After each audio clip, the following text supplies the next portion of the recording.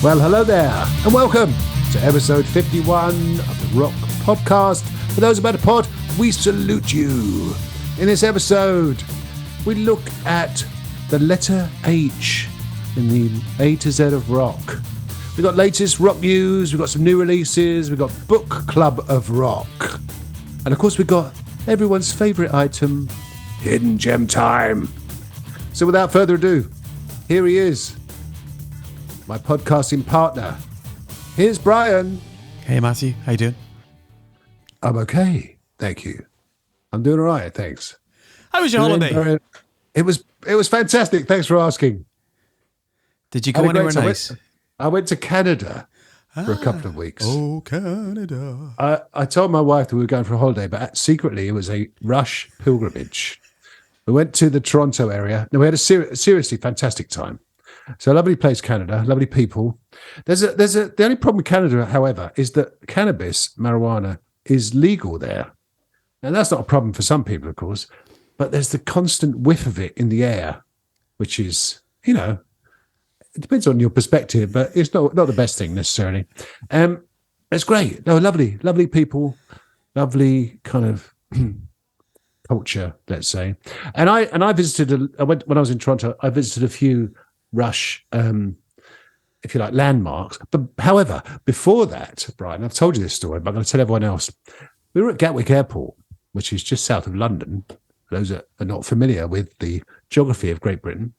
And I was waiting for my wife to come out of a very well-known pharmaceutical store, i.e. Boots, just get a few bits and pieces for the trip. Anyway, I'm just standing there, just minding my own business. John Paul Jones of Led Zepp is walking towards me with his wife. And I'm thinking, oh my goodness, this is, it's rock, literally it's rock royalty, isn't it?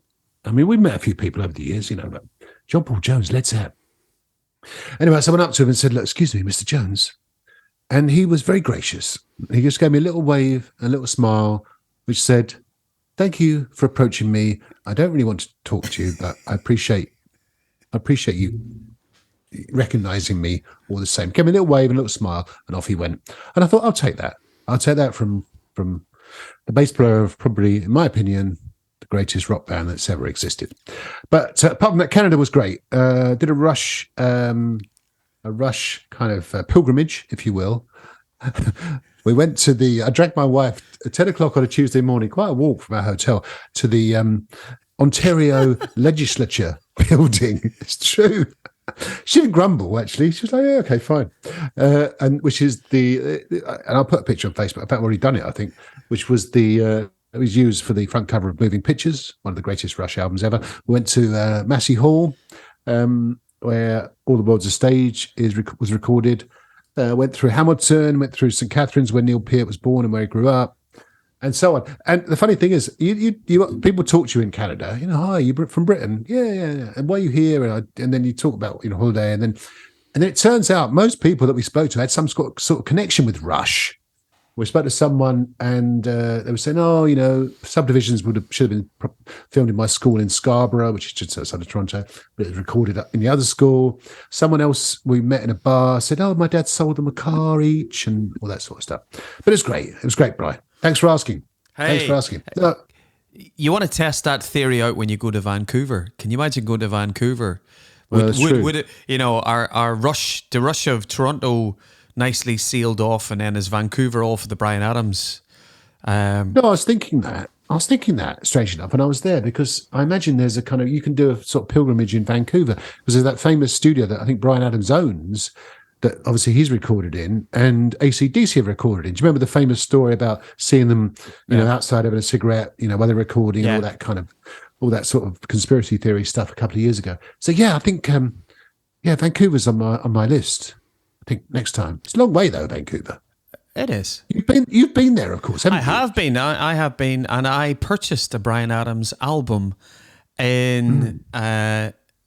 I went into Tower Records in Vancouver, and went and bought a live album of Bryan Adams. Little Mountain Studios is the studios, and it was. I knew you'd. Yeah, it was. You should do a rock podcast. I should do a podcast. Yeah. You should think about that. Seriously. I should do that, yes. Bob Rock It was one of his favourite studios, and Slippery When Wet was recorded there as well too, because next door to Little Mountain Studios, there was a bar that the band liked to frequent. I shall say no more.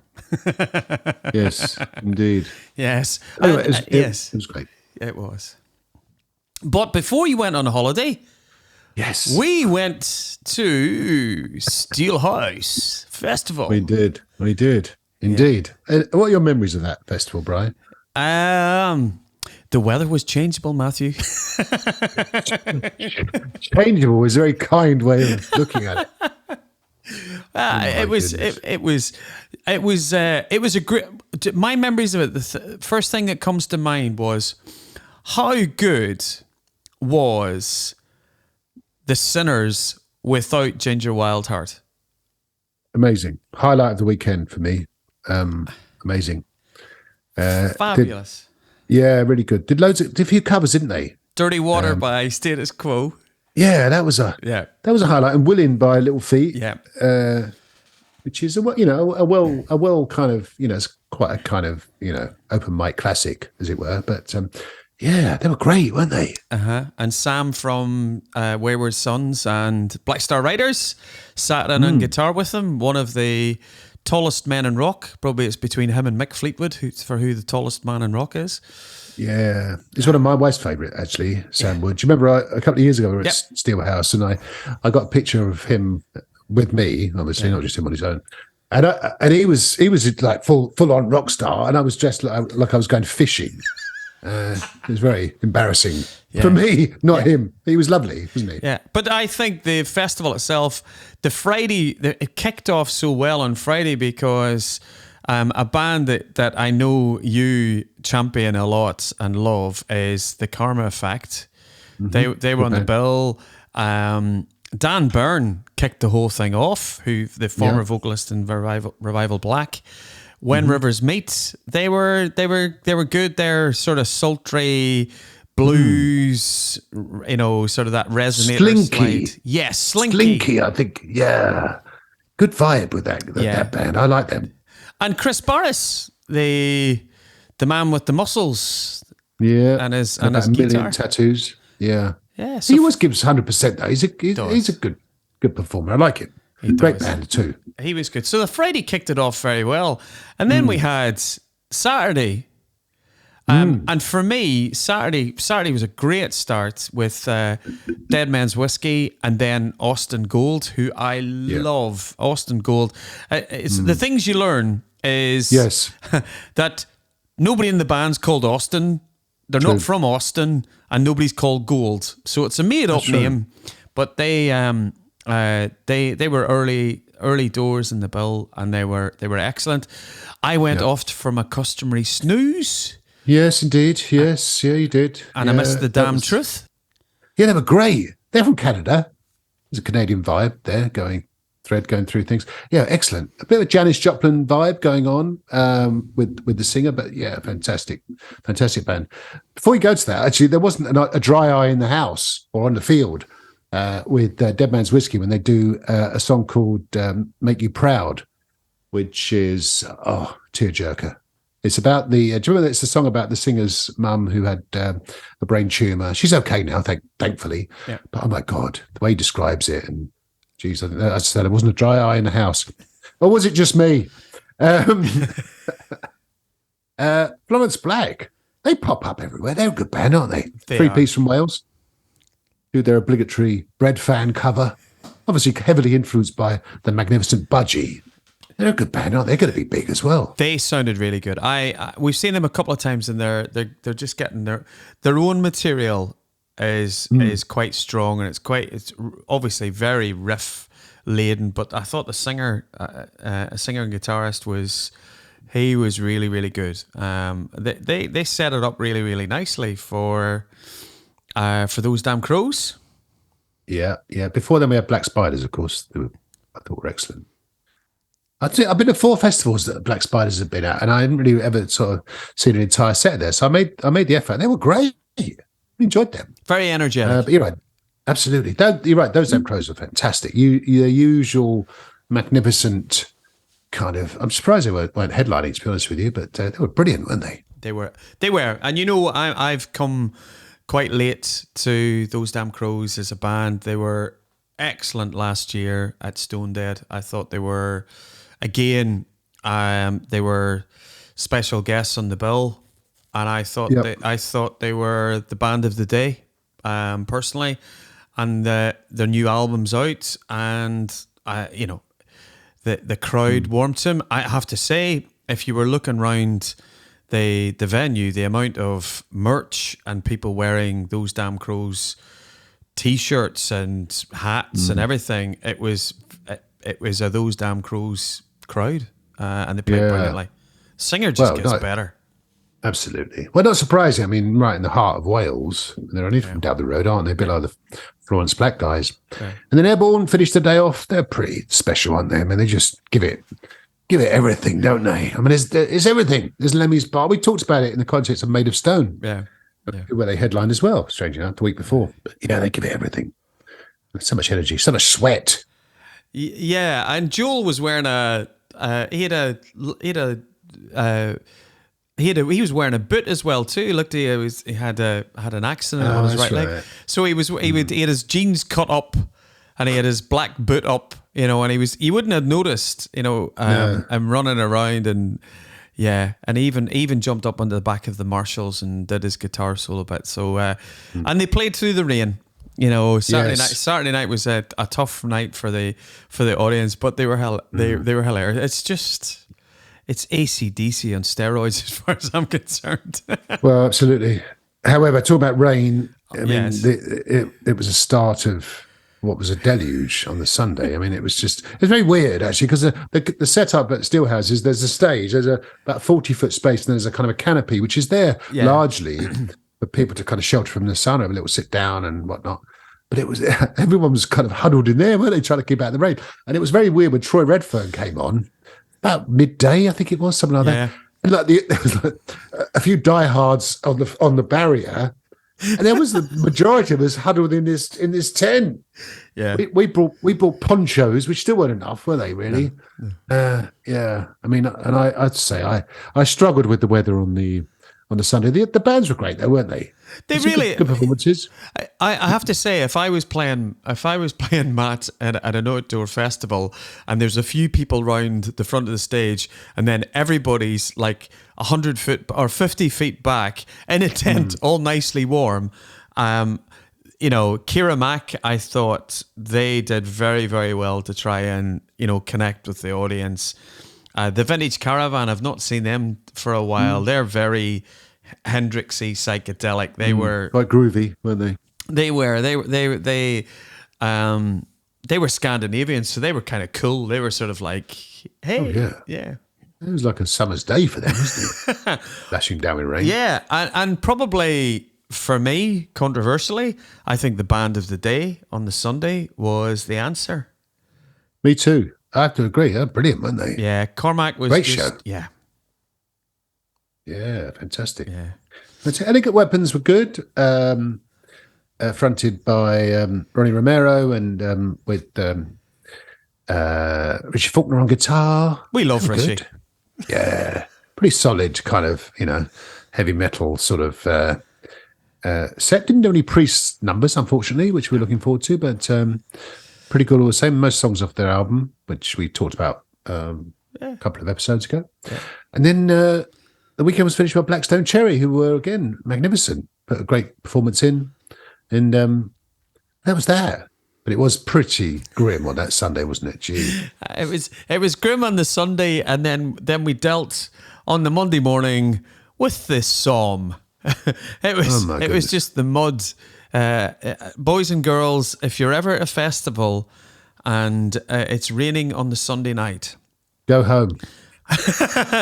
Go home then. Go home then, or make sure you get up really early in the morning and get out before everybody is trying to get out at the same times, because it was just a quagmire of muck. I think I left a pair of boots there, which I'll probably pick up next year if we go back.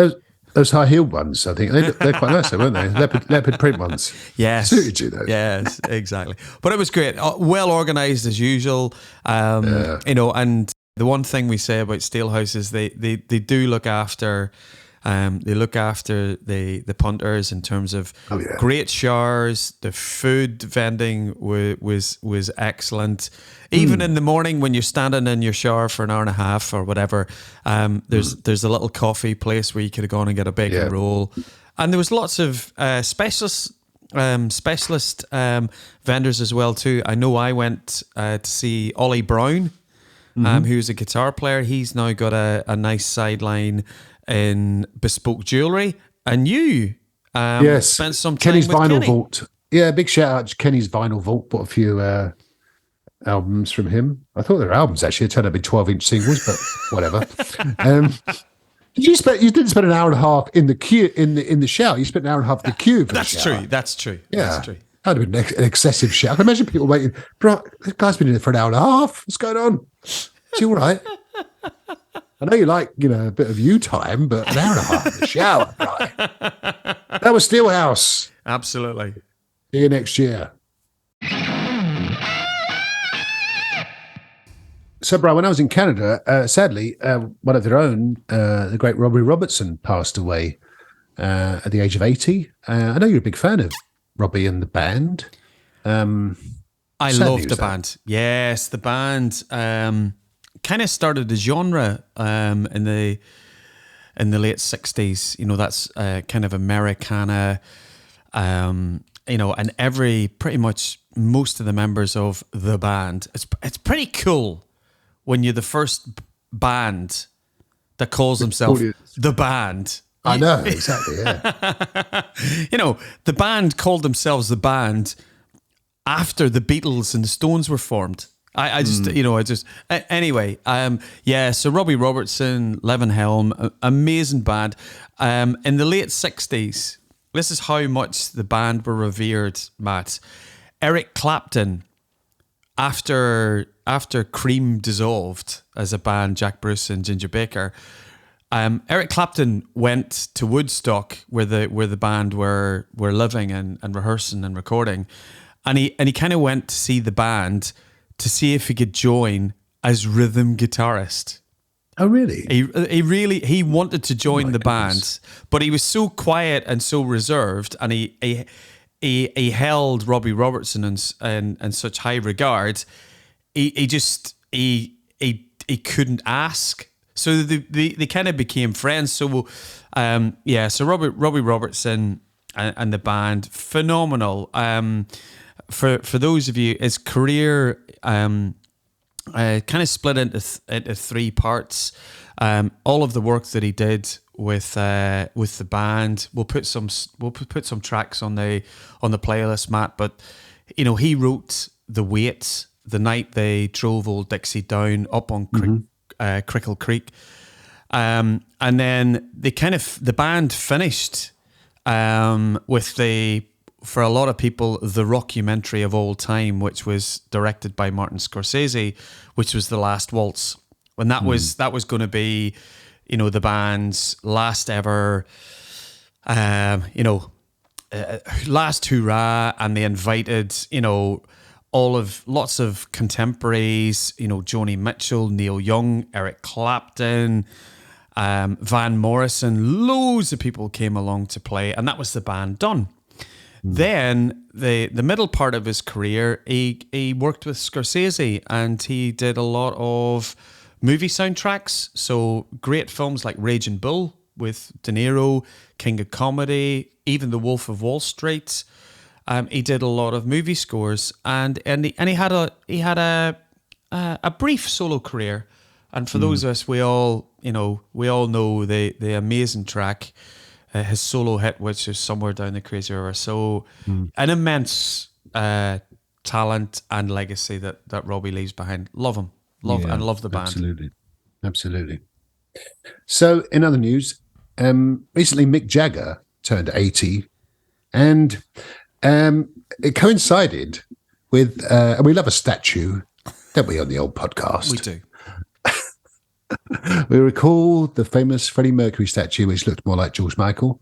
But these statues look pretty good. So in Dartford in Kent, which is in the sort of southeast corner of Britain, For those that don't know the geography of Britain, they're in a place called Dartford. Statues of Mick Jagger and Keith Richards have been unveiled, and they're calling these pair of statues the Glimmer Twins, and pretty good actually for a change. Mick Jagger looks pretty skinny, but he's pretty skinny, and Keith Richards, looks pretty good. He's plucking a Fender, not Stratocaster, it's the other one, isn't it? Telecaster. Telecaster, yes. Thank you. I knew you'd know. You're not very good at guitar, but you know a few things about guitars. But I thought that's pretty good. Unveiled in early in August, and Brian's now showing me his Fender Telecaster. I didn't know. I was just throwing you a bone there.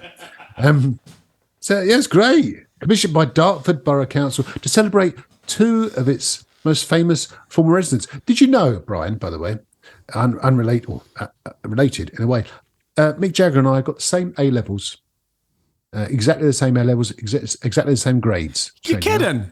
Really? Absolutely true. Yeah. He went to the London School of Economics. I didn't.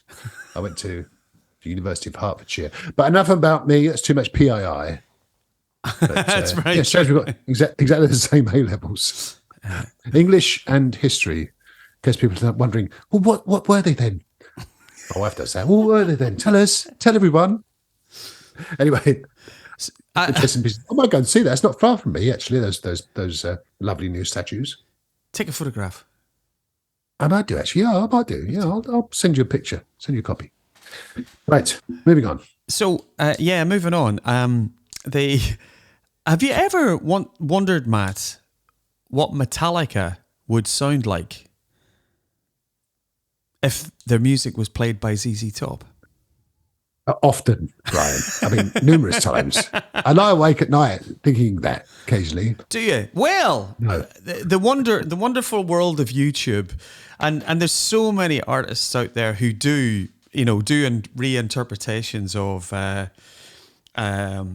famous songs, but they'll do them in the style of Rammstein and Typo Negative and all really, really heavy. But there's a young Croatian guitarist called Dennis Puana, and Dennis has recorded the entire debut album of Metallica, which is called Kill 'Em All. Yes, and he's done it all, and it's a tribute to Dusty and to Cliff Burton, and he's that's nice. Yeah, and he's done it in the style of ZZ Top. We'll stick the YouTube clip on our Facebook page, but to hear "Seek and Destroy" in a Texas blue shuffle is it's a sight to behold, and it's the guy who I think Dennis does all of the singing as well too. He does that wonderful Billy Gibbons growl, Yeah, he does it brilliantly. So I think Dennis has got hundreds of thousands new followers on his YouTube channel. It is brilliant, Matt. It's fabulous. Very good. We'll check it out. So in other news, Brian, Bruce Dickinson of Iron Maiden has hinted that there is something in the pipeline from Iron Maiden after the finish of the Future Past tour, which should be good, and possibly, I would imagine, a new live album or DVD or both. Who knows? However, it made me think that since we recorded the last podcast, Nico McBrain, the drummer of Iron Maiden, had announced that earlier in 2023 he'd had a stroke, which is quite tough. And after 10 weeks of intensive physical therapy in May this year, he was able to join the Future Past tour. But I thought, wow, so brave of Nico to kind of come out with that, and equally to do the tour, which is quite a physical tour. I mean, playing with Maiden is no mean feat. It's not your kind of basic 4/4 stuff. And I remember at the time, this tour started, and a lot of the keyboard warriors were out there saying, "Oh, the patterns aren't quite the same as they were in '83," and so on. And you think, well, no, it's 40 years ago when he was a younger man. And this probably accounts for it. So, good on you, Nico, for coming out. And, we wish you well, of course, with your recovery. Long may you continue drumming for the great Iron Maiden. Well said, Matthew. It was very interesting. And Iron Maiden fans are, and people who watch them, we're into Rush territory, aren't we? Where, people, when they're air drumming, they drum along to and it was all a lot of the people, the eagle-eyed and eagle-eared fans. It was during the intro to the Trooper. Yeah. So if you listen to the Trooper, Nico's playing some amazing stuff, and at the start of the tour, he wasn't quite doing the exact same fills. So people were going, "Oh my goodness, is Nico, losing his drum prowess?" And the fact that he having a stroke in January, and to be back on stage playing, it wasn't an hour show or an hour and a half. It's full on show, and playing stuff like Alexander the Great, which was 9 minutes plus. Fair play to you, Nico. And I don't think anybody's criticizing Nico in any way, but to now know what he went through to get to play on the tour, props to Nico. Yes, indeed, props. Oh yes, we've established they're not front row rugby players. They're like, kudos. Yes, kudos. Yes, which reminds me, how are the kids doing, by the way? Kids are doing all right. They had their exam results. Yeah, any good? I think, unfortunately, they're going to have to go to university like me for 15 years. Okay. Well, I'm sure they'll be all right. Right. Let's move on.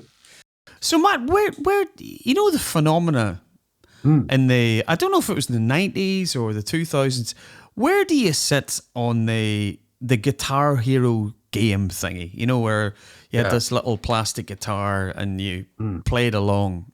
Is it something you did? Well, I tried. Yeah, I have to say, when I was about 15 years ago, I did get one. I think for my kids actually when they were very young, and they were brilliant at it. They used to kind of play it, and they would talk to me at the same time and say, "Hi, Dad, just playing guitar." And can you get us a drink? And but their two favourite songs were "Shout at the Devil" by Motley Crue, believe it or not, and what's that song by Cheap Trick? Surrender. Surrender. Yeah, they loved those two. But yeah, it was. I remember it was quite. They probably built dexterity or brain function or something. Have you never tried it? Have you? I had the opposite experience. I remember at a party once, and I think one of my friends had bought Guitar Hero for their kids, and we, the adults were were obviously having a bite to eat and a few drinks, etc. And then one of my pals gets out Guitar Hero and then hands me this piece of plastic. It says, "Wow, you play guitar? And I can't remember what. I think I can remember the track that I tried to play, Matt. Go on. I tried to play "Sweet Child of Mine" by Guns N' Roses. Gee. And of course, any guitarist out there knows that, it's all G, C, D, and then you go into the bridge and it's E minor. Yeah. However, it doesn't really matter in Guitar Hero because you're hitting a red button, a blue button, a green button, a yellow button. Right. And I was absolutely awful at Guitar Hero. So I did it once and I was the only guitar player in the room. Handed it over to one of my pals who never played a guitar, an instrument at all, and they got 1,000,000 points more than me. So that was me done with Guitar Hero. However, somebody has set the world record for playing the most notes without making any mistakes, or in Guitar Hero land, overstrumming. Oh, yes. Yes, overstrumming. So Carney Jarrett, he now holds the world record for the most notes, for making no mistakes. And he did this by playing, and the percentages are right here, he played Freebird 300% faster than the original track of Freebird. Wow. Honestly, people, it's one of those YouTube videos where you're watching the guy and he's just battering away at this plastic guitar. And then at the end of it, don't let the kids see it if you watch it, friends. Yeah. At the end of it, when he plays his nearly 2,000 notes within this 4 minutes, the relief and the expletives that come out of his mouth as he finishes this. But for anybody who wants to see Guitar Hero in action, Overdrive, Carney Jarrard doing Freebird 300 times more faster than the original, it is a sight to behold. Check it out. I will. Excellent. Thank you, Brian. That's it. Yep. News time over with. So that brings us to Book Club of Rock for this episode. And I have to admit, Brian, in advance, full disclosure, that I did actually listen to this as an audiobook rather than read it. Which I think is still okay, don't you? I do as well, yep. So this is the first, probably the last, first and last, autobiography by Geezer Butler called Into the Void, From Birth to Black Sabbath and Beyond. And it's exactly that. It charts his upbringing in post-war Aston in Birmingham. His life has been sort of and a lot of kind of influences by the occult and the supernatural. When he was young, and this is before rock music was invented or even discovered or thought of or whatever, he had this vision. He's about 7 years old. This is quite interesting. And a vision of this man with silver boots and long hair playing a bass guitar. And that turned out to be him, clearly. So before rock stardom was even a thing. But the whole story is listed with supernatural occurrences and ghostly sightings. And famously, of course, he the song Black Sabbath, he wrote about a dark figure at the end of his bed and so on. But it's a really good read, actually. So we just need Bill Ward from the original four Black Sabbath members to write his autobiography, and we've got the set. But yeah, it's good. It's a really good read, and listen to it on audiobook because he's got a nice kind of lilt, a nice tone. Terence Butler, Geezer Butler, to his friends. So yeah, check it out. And it does indeed cover, from his early years through the Sabbath era, the mountains of drugs and the booze and the ups and downs of being in a global heavy metal band in the 70s, when there was no rule book. They just kind of made it up as they went along, and to the present day. And he's essentially retired. Does a lot of work for animal rights and animal welfare and so on, which is great. Been a vegetarian since 1957, so he's very young, obviously. So yeah, good on him. So you go and check it out. Geezer Butler, Into the Void, From Birth to Black Sabbath and Beyond. And I managed to get through that entire resume without even hinting at Tony Iommi impersonation. It's about Geezer Butler. It's not about Tony. It's not about you, Tony. Yeah. Get out. That was it. That's Book Club of Rock for this episode. Hey, well done. Yay. So, Matt, we now have New Rock on the Block. Yeah, I like it. Good jingle. I like that. Yeah. So, what vinyl platter do you have to serve up for us this episode, young Matthew? Well, what's your starter? Well, let's start with the latest album from Girls' School. Yay! So Girls' School, as I think I mentioned on the last episode, were supposed to be my first gig, but because I was 14 and had school the next day, and they came on very late, and I had to catch a train if they weren't. Enough said about that. But this is their new album, and it celebrates the fact they've been in the business 45 years as Girls' School. And it's called, it's a slightly clunky title. I'm not quite sure how to pronounce it, but essentially it's WTF 45. That sounds about right, doesn't it? Or you could do WTF 45. Yeah, you could do, I suppose. It doesn't quite have the same kind of, ring to it. I quite liked it, actually. I mean, you need a couple of listens because it is a bit sort of. When bands sing about themselves, and there is an old adage when you write a song, you probably know this, Brian. Write about what you know. So there's a lot of songs about their journey over the years, such as "Is What It Is," "Barmy Army," and "Are You Ready?" and indeed "Party." In fact, there's 4 songs about them, kind of autobiographical, I suppose you could say. There are some good songs on it. I mean, there's a really good song called "Cold Dark Heart," which is kind of, one of those classic kind of sword and sorcery type songs. Bump in the Night, probably not their greatest moment, but a nice riff all the same. And Invisible Killer, which is slightly out of date now because it's all about the COVID virus. Yeah. I thought the riff on that was really good. Yeah. And believing in you, they kind of channeled their inner AC/DC for that. But and they kind of finish the album off with an almighty cover of Born to Raise Hell featuring Biff Byford of the equally mighty Saxon, who currently have Brian Tatler of Diamond Head playing rhythm guitar when they're touring. Close brackets. So all in all, it's quite a fun album. I quite enjoyed it, and all wrapped up in 42 minutes, like the old days.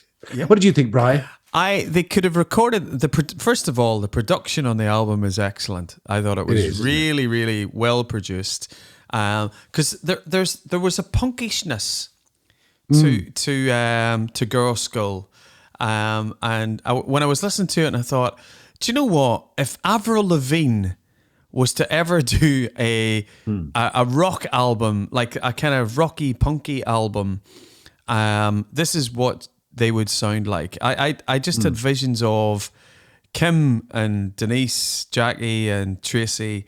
They kind of watched they watched the Netflix documentary of the Sex Pistols, and they went, right, let's go and write our new album. It had a really nice feel to it. The riffs were great. I have to say that the song that I connected with the most, which was the song "Party," because a lot. Well, you're a party boy. Well, of course. With your afternoon siestas and everything, you're always up, to at least 11 o'clock at night, aren't you? Exactly. But as long as I have a cup of milk and allowed to switch I've had all my electronic devices switched off by 9:30. So. New electric blanket on. An electric blanket on, exactly, and a nice. Anyway, the tune "Party," which a lot of the lyrics were, giving a shout out to T-Rex, etc. Yeah, I just thought it was just. I was listening to it and I went, if there ever was a song to respond to "Rocket" by Def Leppard. Absolutely, I thought the same. Actually, that was the song. So I thought that was a great song. As you say, the final track in the album where you've got "Born to Raise Hell," they made a real good fist of that Motorhead classic. Biff was on it, Phil Campbell and Duff McKagan. Oh really? Yeah. Oh, wow. Yeah, they're had a good iron fist of it. Right? Yes, Iron fist. Iron fist. Yeah. So I was pleasantly surprised after 45 years in that Girl Skull are still going and have put an album out of this. So and hopefully they'll get out and tour it, get behind the album as well too, because they are road dogs, aren't they? They really like the. Oh yeah. They live it and breathe it. I mean they are what you see on the tin, as it were. And then you've got somebody who is at the other end of his career, which is young Wolfgang Van Halen, as we know and love. Mammoth 2 is out. What did you think of that one, Matt? Well, I thought it was great. I loved every song, Brian. I mean, you just can't fault Wolfgang Van Halen. I mean, it's great musicianship. There's melody. There's heaviness. There's a hint of Alter Bridge. He's obviously, mates with the Alter Bridge guys, Mark Tremonti primarily. Standout songs for me: "Take a Bow," "Right." "I'm All Right" is somewhat of a cathartic song, about basically saying, look, you don't need to keep asking me if I'm all right. My dad's passed away, but I'm all right, So I think there's a slightly sort of cathartic kind of approach with some of his songs, but I loved it. One of the albums of the year for sure. Couldn't agree more. I think we were blown away by his 2021 debut album. It was one of our albums of the year. The songwriting, it just felt so much more of a cohesive album. His guitar solos, he just seemed to. Oh God, amazing! There was elements of it where he is a Van Halen. It's in his blood, and his guitar solos were phenomenal. I was so impressed with his vocal. I think his vocal has gone up a notch, and I'd agree with you, Matt. I think the time that he's been out on the road with the Alter Bridge guys, I wouldn't be surprised if he's picked up a few tips from Miles, because Miles is one of those people who looks after his voice, probably very OCD, quite methodical about how he looks after his instrument. And I actually think Wolfgang's vocal on the album is just amazing. And to think that he plays everything on the album. Yeah. It's just it's definitely a contender for album of the year for sure. It's going to take some really, really strong albums from other artists this year to knock Wolfgang off as album of the year. Fantastic piece of work. Absolutely. Absolutely. Couldn't agree more. Other new releases, new song from Dirty Honey called Won't Take Me Alive. I like that. It's kind of reminding me of 70s Aerosmith. Really good, from their album that's coming out later the year called Can't Find the Brakes, which I'm really looking forward to. What do you think, Brian? Good song, eh? I got a bit Canadian then, didn't I? You Good song, eh? Too much time in Canada. I couldn't agree more, Matt. I don't really know much of the early Aerosmith albums. Obviously, I know Sweet Emotion and Walk This Way, but when I heard the single, it just had that swagger and groove of Aerosmith. And you just kind of going, oh, can't wait for the album to come out in October. It'll be fabulous. So great single. Absolutely, absolutely. Yeah, looking forward to it. Another new song from our friends in Untamed Silence, who we interviewed, I think it was last summer, wasn't it? Yeah. Really good new song called Nowhere, and a really, really cool video featuring our old friend Nige with a hood, looking like some sort of gothic monk. Bless him. Check out the video. But good song too.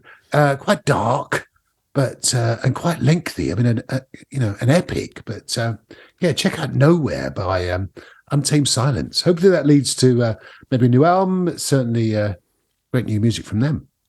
Great. Again, production was fantastic. I loved the atmospheric piano at the beginning of the song.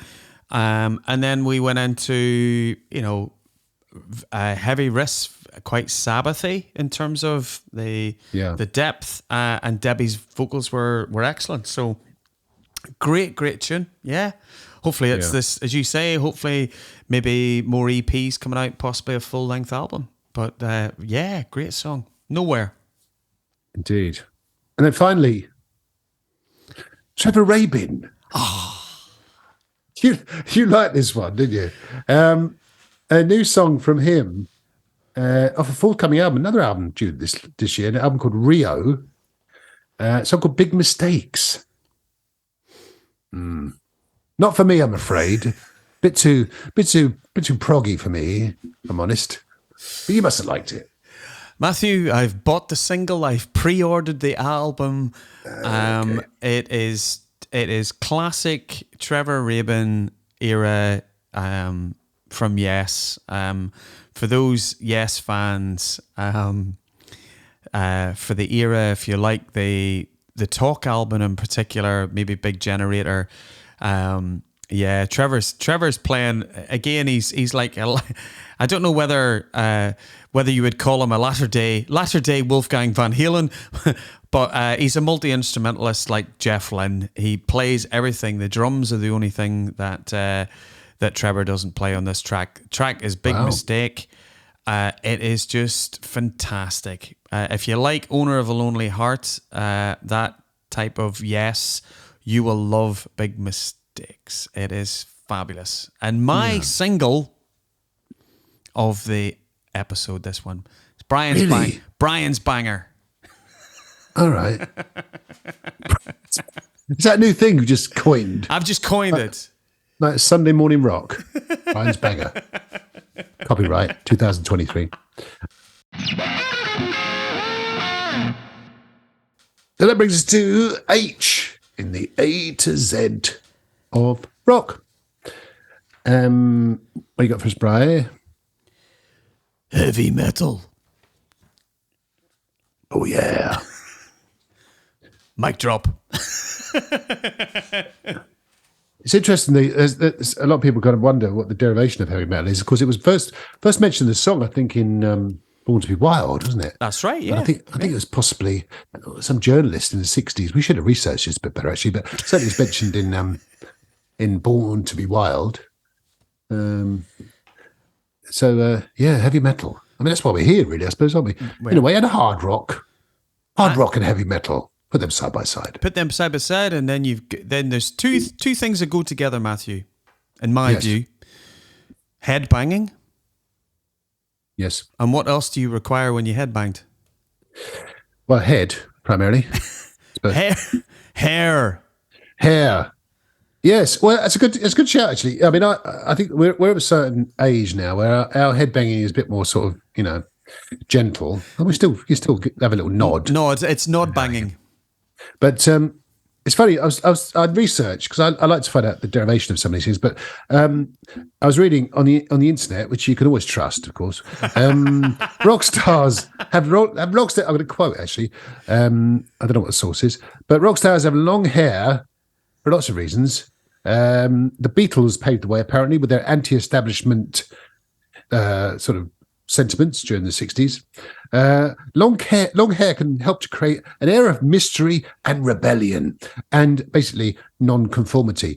And I'd say when I was sort of 15, 16, I suppose, you kind of grew your hair to be non-conformist to an extent, but, it's more to sort of fit in with the other kind of heavy metal headbangers, as it were. But hair, very important. We've still got a bit, haven't we, Bri? A little bit. Not much, but a little bit all the same. Which reminds me, I must dye mine soon. Jeez. Right, let's move on. I'm talking about somebody in the mid-80s who had fabulous head of hair. Yes. And took up a very, very tough gig in 1985. Yes. Mr. Sammy Hagar. Yes, indeed. Yeah, still going strong. In his 70s, bless him. He is amazing performer. Montrose, Van Halen, The Circle, Chickenfoot. Would you believe it, Matt? It's 10 years since the debut Chickenfoot album. Wow. Yeah. That's wow. I'm going to have to put some to celebrate. We'll put the entire album on the playlist. How about that? It's a great album. Any excuse. Yeah, great stuff. But of course, Glenn Hughes, one of your favourites, was also a man with lustrous, long, well, still has. Not sure it's all his own these days, but a lustrous barnet, as we say in this part of the world. And you were telling me earlier, he almost got the Van Halen gig when David Lee Roth left. Yeah, it was something that came out in the last couple of weeks where Eddie had approached Glenn to see if we'd be interested in singing in Van Halen. And Glenn, to his credit, has said, it was kind of nice to be asked, but at that time, Eddie was newly sober and Glenn wasn't. And Glenn, I think definitely wasn't. Glenn wasn't really in the space. So I think actually Glenn kind of backed away from it because he wasn't really in a great space, and at that time that's when he went off to record with Gary Moore and Black Sabbath and that all. Although it all sounded great on record, I think Glenn just didn't have the tools and to be equipped to go back out on the road. But again, there you go, another singer. Maybe one day we'll find out who were all of the singers that were in play for the Van Halen gig, because Eric Martin, Patti Smith. Patti Smith was she was the first choice singer allegedly. Yeah. Oh, interesting. We can't not mention the great iconic venue that is, was, and always shall be the Hammersmith Odeon. I said that with my best David Coverdale style voice. I first went to the Odeon back in 1981. And I think it's still an iconic venue. People talk about the Hammy Odeon. It's been called a few things over the years, but I think to most people it'll always be the Hammersmith Odeon. You've been there, of course, Brian, haven't you, over the years? Thankfully, I have. You took me to see my first ever gig in the Hammy O, which was when we went to see Bad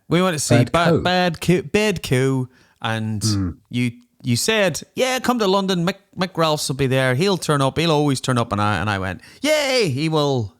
And he did. And I delivered. Well, Mick Ralphs delivered, didn't he? He did. There's Steve Harris. We mentioned Iron Maiden earlier. One of the greatest bass player frontmen I think it's ever been. Yep. Apart from maybe the late great Phil Lynott, whose birthday was recently, of course. That's right. Yes. What would have been his birthday was recently in late August. That's right. Sean Harris, no relation. Who's he? They say. What do you mean? Who's he? The original singer of Diamond Head is who he is. And he's still going strong. He's got new music out. Check out Sean Harris music on Instagram. Not that I follow him avidly, but I do. Sean Harris, there you go. Bob Harris. Indeed. Whispering Bob. Whispering Bob Harris. Hi, everyone, and welcome to Whistle Test with me, Bob Harris.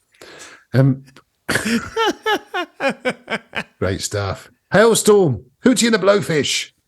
And some mighty albums, of course. 1979's Highway to Hell by AC/DC. What an album. Hysteria by Def Leppard.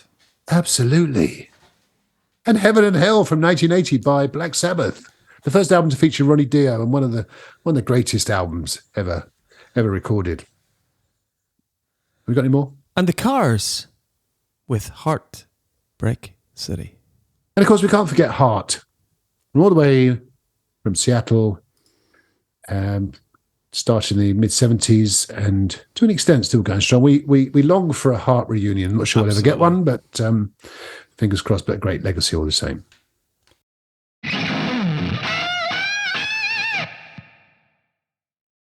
So, Matt, we come now to the end of the show. No, I can't believe it. I know, it's we've had so much fun. I know. We come to Hidden Gems Eyes. Thanks, Lola. Sounding great as always. What have you got for us, Matthew, as your hidden gem? So, Brian, as I was in Canada, I thought I'd go with a Canadian legend, the mighty Tragically Hip, and their album from 1992 called Fully Completely. My favourite album of theirs, and one of my favourite albums, full stop. Some great stuff. Let's put a few songs on the playlist, but if you've never heard of the Tragically Hip, then check them out. Magnificent band, sadly no longer with us after the passing of Gord Downey a few years ago. They're singer and frontman, but some great songs on the album. Courage, Looking for a Place to Happen, Pigeon Camera. Who writes a song called Pigeon Camera? Lionized, and of course the title track itself. So check out Fully Completely by the magnificent The Tragically Hip from Canada. Great shout. And a band, if there's ever a band that's held in high regard in Canada, it is the Tragically Hip. You know, absolutely. I can remember they did a documentary, didn't they, about the band. There was one on Sky Arts in the UK where I don't know. Yeah, I think there's a documentary about just the influence of them as a band. However, I'm going for a band from the 1980s they were formed in 1988, and it was quite interesting how the band were formed, and formed by two former members of the Vinnie Vincent Invasion. Yeah, so it's quite funny actually, because Vinnie Vincent in the mid 80s, obviously Vinnie Vincent was the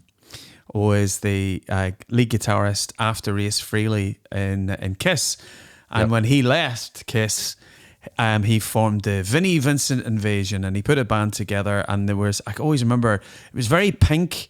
There was lots of hair and makeup, and it was like glam metal, but on full force. And the record company kind of was waiting for Vinnie to basically come up with another album, and Vinnie wasn't giving the material. So the members of Vinnie Vincent's Invasion, and the lead singer was Mark Slaughter and bassist Dana Strum, basically they took the record deal away from Vinnie Vincent and went, we're just going to give it to Slaughter, the band, and extended and basically gave them transferred the contract to Slaughter and Danny Strum, and they came out with a great debut album, which is my hidden gem for this episode, which is called Stick It To You. It's been remastered in 2023. You can get it on all streaming services, etc. But a really, really strong mid 80s. It's got that groove to it as well too, a bit like when we were talking about the Dirty Honey, where you've got that swagger, that Aerosmith, but Mark Slaughter's vocals fantastic. But as most of the bands in the late 80s put out a few albums, and then when you get into the clear out of the early 90s when grunge hit, Slaughter, they try to keep going. Unfortunately, they lost their lead guitarist, who was killed in a car accident. Lost a little bit of momentum. But Slaughter's debut album, Stick It To You, we'll put a few tracks on the playlist. But great memory of the late 80s with Slaughter. So that's my hidden gem, Matt. Very good. Very good. That's a great one. Surprised they haven't done that already. It's a brilliant album, isn't it? It is. With really, Up All really Night good. and Fly to the Angels and so on. Great stuff. Good. That's it. That's Episode us. 51. Done. Dusted. In the can, as they say. I mean, I don't, but they say it. So we will see everyone for episode 52 in 2 or 3 weeks' time, when we can think of stuff to talk about. But thanks for listening. Listen to us on Scotland Rocks Radio, of course, and on Spotify, Audible, Amazon Podcasts, or Apple Podcasts, whatever they're called, and so on. Please get in touch. We're on Facebook, of course, and on X. It's called X now, isn't it? Not Twitter anymore. It's X. That's right, yes. At FTAT Pop. We're also on Instagram. I think it's the same handle as well. I don't know. I lose track. Anyway, thanks for listening. See you next time, Bryce. See you, everyone. Bye. See you, everyone. Bye now.